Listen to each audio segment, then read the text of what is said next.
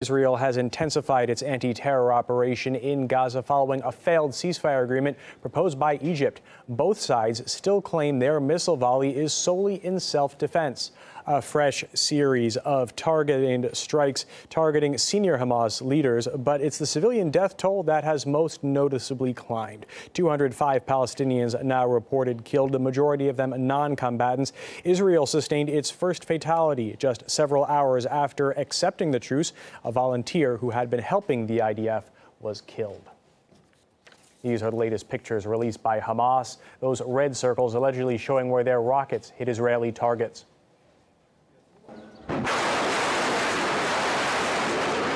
And the group didn't cease its attacks on Tuesday, conducting some 50 launches. This despite Israel initially agreeing to the ceasefire and halting fire for some 6 hours. Both sides now claim their military actions are aimed solely at protecting their citizens.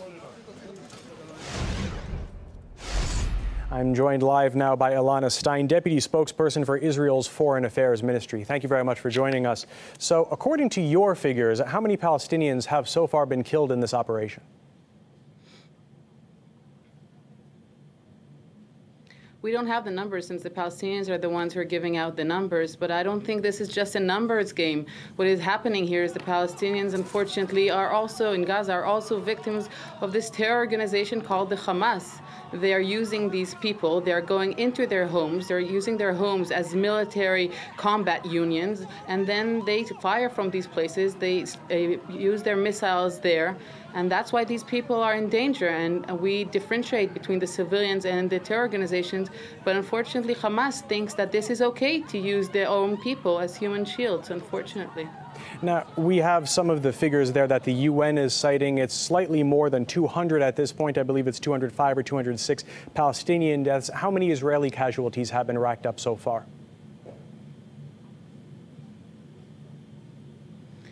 Unfortunately, we have, as you said, a person who died this morning. He died because he wanted to bring food to soldiers. Then he wanted to do a good and kind deed, and unfortunately he died. But as I said, the reason that we are not dead is because we have a government that protects us. We go into shelters. I myself today, this morning, had to go and start my day in the shelter because we had a few attacks on Tel Aviv. So the idea is we have an anti-missile defense system that protects the citizens. And unfortunately, in Gaza, what they have is that Hamas leaders using their own people as human shields in order to launch missiles at us.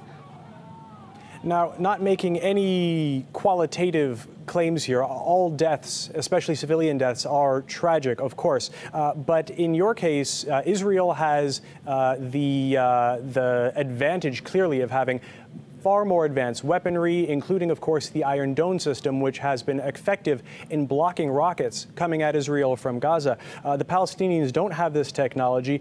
Don't you think it would be, and of course, there is disproportionate damage, it seems, done to the population in Gaza by the Israeli technology, the missiles in particular, even though there are steps being taken like the tap on the roof, like the text messages and the phone calls that we understand that are sent out. Wouldn't it be better to focus Israeli defense technology at more defensive measures for things like Iron Dome and other protective measures, as opposed to simply taking retaliatory steps?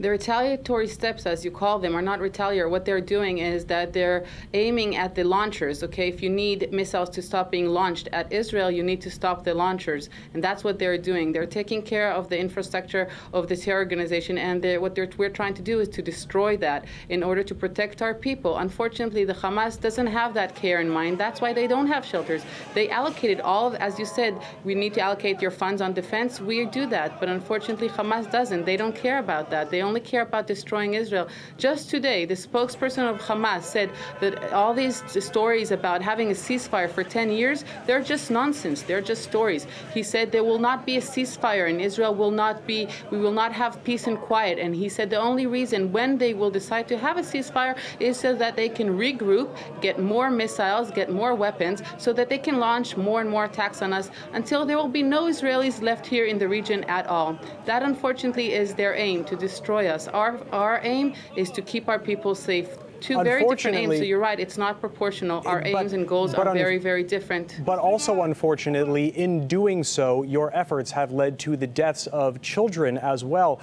Many of them, almost half of them, under 14. Doesn't it concern you, the collateral damage, so to speak?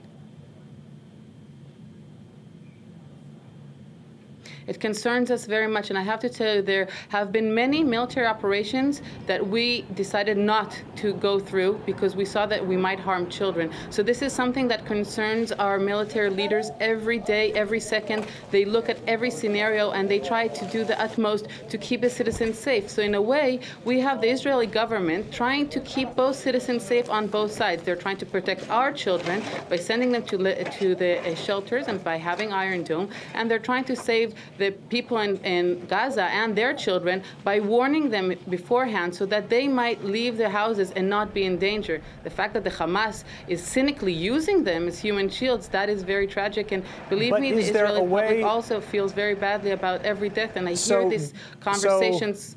I apologize to jump in, but is there a way that this operation on Israel's side could be done in an even more targeted way? There is 2 million people almost living in the Gaza Strip, a very densely packed area. Is there a way to use different technology or some other way in order to absolutely keep these casualties to a minimum, because there are mostly non-combatants being killed here?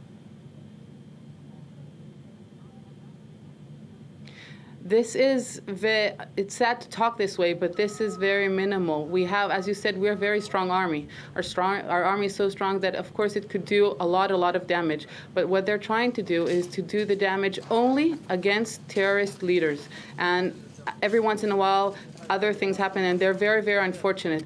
But if you have so many air attacks and the casualty number is relatively low, it's because of how huge efforts. And I must say that this is something that we're proud of, the fact that we decided that human lives and the civilian lives is something that's so important that sometimes we take risks that might cause us to have problems later. Example, some launchers that we might not decide not to bomb because we don't want to hurt innocent civilians. We might later on have these missiles aimed at me in Tel Aviv, but we decide that this is the moral thing to do, and that's why we do it, and we're very proud of it. The fact that Hamas doesn't have these morals, well, they're a terror organization. They don't care about morality. They only care about the destruction of Israel.